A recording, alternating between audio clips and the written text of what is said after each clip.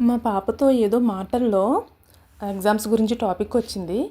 మార్కులు కానీ సరిగ్గా రాకపోతే పిల్ల కట్టుకున్నట్టు ఇసిరేస్తాను అన్నాను.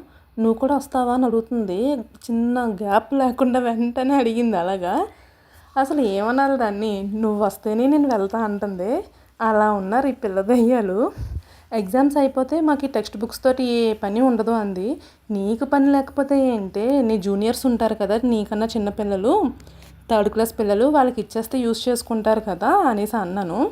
చి, ఏంటమ్మా ఏం మాట్లాడుతున్నావో అర్థం అవుతుందా అని అడుగుతుంది రివర్స్లోని. అలా ఇస్తే వాళ్ళు తీసుకోరు, నవ్వుతారు చూసి అంటుంది. ఏంటో మరి. మా రోజుల్లో అయితే ఎగ్జామ్ స్టార్ట్ అయినప్పుడు మా సీనియర్స్ని అడిగేవాళ్ళం అనమాట. ఒక్కొక్కరు ఒక్కొక్క అక్కను సెట్ చేసుకునే వాళ్ళం బుక్స్ కోసం. వాళ్ళ ఎగ్జామ్స్ అయిపోతే వాళ్ళు యూజ్ చేసే బుక్స్ అన్నీ మాకే. అలా సెట్కి ఇంత అనేసి అడిగేవాళ్ళు. కొన్ని టెక్స్ట్ బుక్స్ దొరికేవి కావు, బయటనే కొనుక్కోవాల్సి వచ్చేది. అదేదో సెకండ్ హ్యాండ్ బుక్స్ కొనుక్కుంటే ఆఫ్ రేట్కే వస్తాయి అనేసి అలా కొనుక్కునే వాళ్ళం. ఇప్పుడు అలా లేరు, తీసుకుంటే న్యూ బుక్స్, లేకపోతే పక్కన పడేయడం అలా ఉన్నారు. మీరు కూడా సెకండ్ హ్యాండ్ బుక్స్ కొనుక్కున్నారా నాలాగా?